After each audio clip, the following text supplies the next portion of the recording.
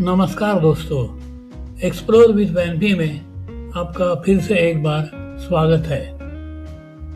Last episode में आपने देखा कि हम बुलेट ट्रेन से सिर्फ 15 मिनट का सफ़र करके शिन ओसाका स्टेशन से क्योटो पहुंच गए और अब हम स्टेशन के बाहर आ चुके हैं। आज हम क्योटो से सीधा नारा के डे ट्रिप करने वाले हैं और फिर शाम को वापस आने के बाद होटल में चेकिंग करेंगे।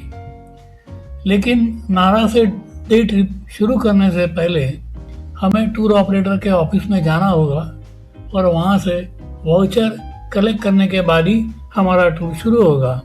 तो चलिए दोस्तों, पहले चलते हैं टूर ऑपरेटर के ऑफिस में।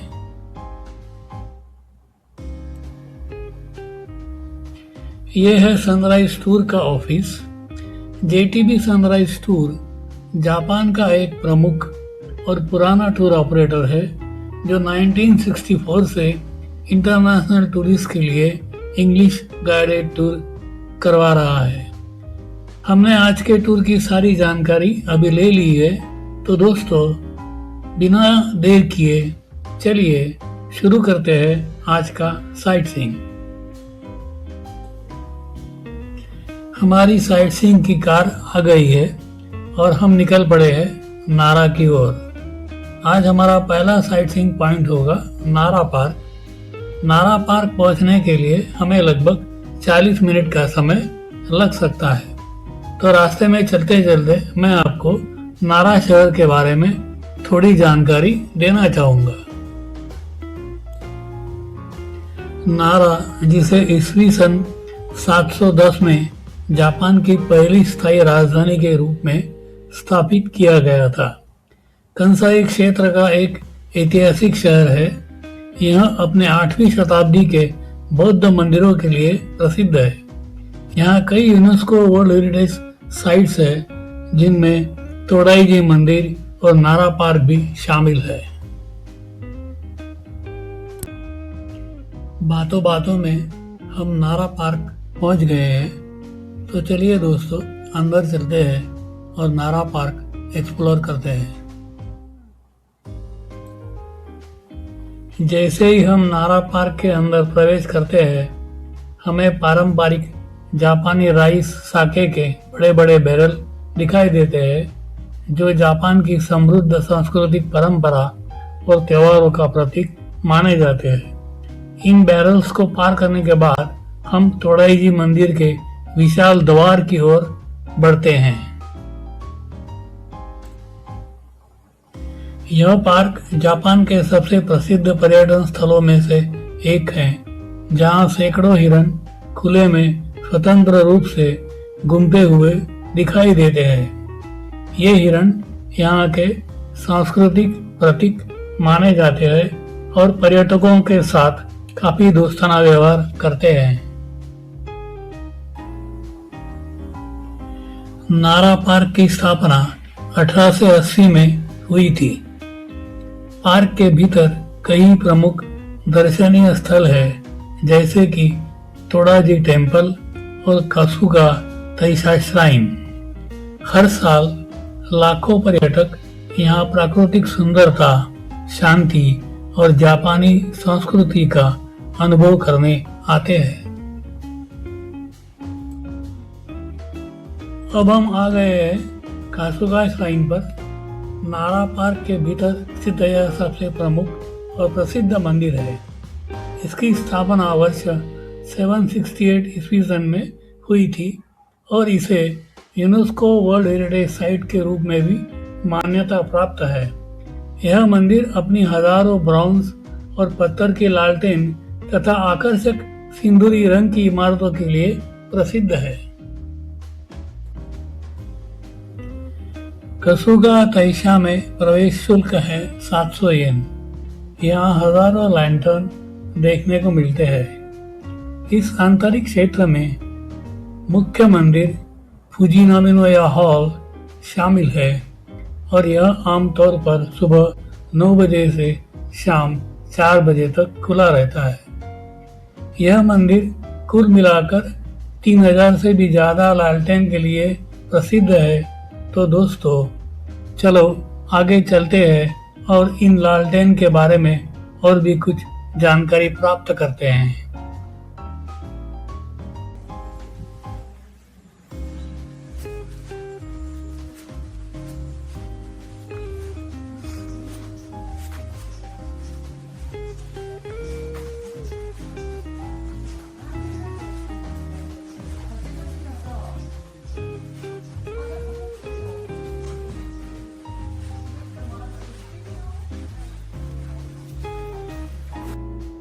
हम श्राइन से अभी बाहर आ गए हैं और हमारा अगला डेस्टिनेशन है तोड़ाई जी मंदिर।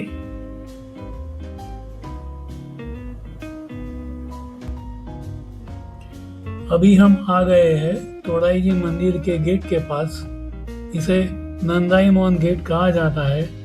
यह मंदिर का विशाल ग्रेट साउथ गेट है। हम गेट से अब अंदर आ गए हैं और धीरे धीरे मंदिर की ओर आगे बढ़ रहे हैं। तो चलते चलते मैं आपको इस मंदिर के बारे में थोड़ी जानकारी देना चाहूँगा। तोड़ाई जी, जिसका अर्थ है ईस्टर्न ग्रेट टेम्पल, जापान के सबसे ऐतिहासिक और महत्वपूर्ण बौद्ध मंदिर में से एक है और नारा शहर का एक प्रमुख आकर्षण भी है। यह एक यूनेस्को वर्ल्ड हेरिटेज साइट है जो अपनी भव्यता और सांस्कृतिक महत्व के लिए पूरी दुनिया में प्रसिद्ध है। इस मंदिर की सबसे खास बात यह है कि यह स्थित दाईबुत्सु यानी महान बुद्ध की प्रतिमा, जो दुनिया की सबसे बड़ी ब्रॉन्ज मूर्तियों में से एक मानी जाती है। हम चलते चलते मंदिर के पास आ गए हैं। ये जो आप मेन बिल्डिंग देख रहे हैं, इसका निर्माण 745 से 752 ईस्वी सन के बीच सम्राट शोमू के शासनकाल में किया गया था। यह उस समय का प्रतीक था जब बौद्ध धर्म को राज्य धर्म के रूप में अपनाया गया था। यह मंदिर पहले बने किंशो मंदिर के ठीक पश्चिम में बनाया गया था और नारा काल 710 से 784 के दौरान यह जापान का सबसे बड़ा और सबसे शक्तिशाली मंदिर माना जाता था। चलो दोस्तों, अब हम मंदिर के अंदर चलते हैं। मंदिर के अंदर जाने से पहले हमें टिकट लेनी होगी और यहाँ के एंट्री टिकट इस प्रकार है। Great Buddha hall, Hokkedo hall, Kaidando hall और तोड़ाजी म्यूजियम में प्रवेश के लिए 13 साल या उसके अधिक उम्र के व्यक्ति के लिए 800 येन टिकट है, जबकि 6 से 12 साल के बच्चों के लिए 400 येन शुल्क लिया जाता है।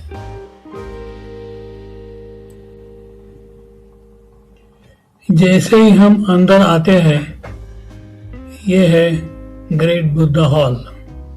यह 15 मीटर ऊंची ब्रॉन्ज प्रतिमा वैरोचन बुद्ध की देखने को मिलती है, जो इस मंदिर के मुख्य देवता है। इसका वजन लगभग 500 टन है और यह कमल के फूलों की पंखुड़ियों पर विराजमान है, जो ज्ञान और प्रबुद्धता की दुनिया का प्रतीक है। हमारे गाइड ने हमें बताया कि इस मंदिर के अंदर कई महत्वपूर्ण मूर्तियां हैं।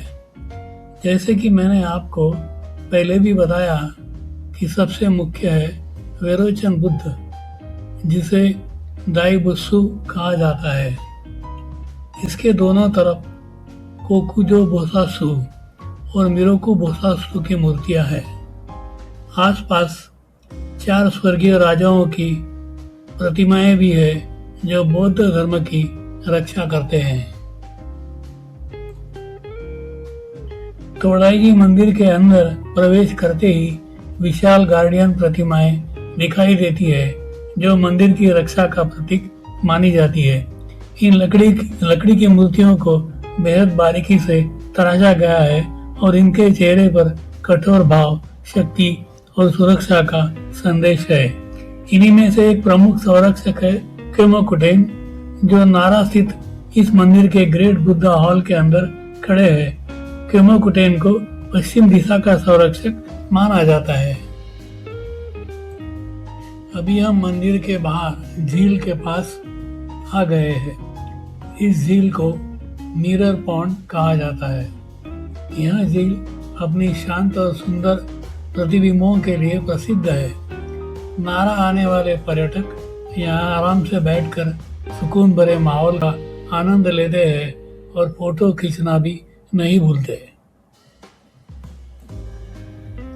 दोस्तों, अभी शाम होने लगी है और हल्की सी बारिश भी शुरू हो गई है, इसलिए अब हम होटल चलते हैं और थोड़ा आराम करते हैं।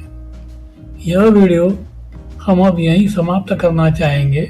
अगर यह वीडियो आपको पसंद आया हो तो कृपया लाइक कीजिए, शेयर कीजिए और सब्सक्राइब करना न भूलें। मिलते हैं कल सुबह अगले वीडियो में और जानते हैं क्योटो के बारे में कुछ दिलचस्प बातें।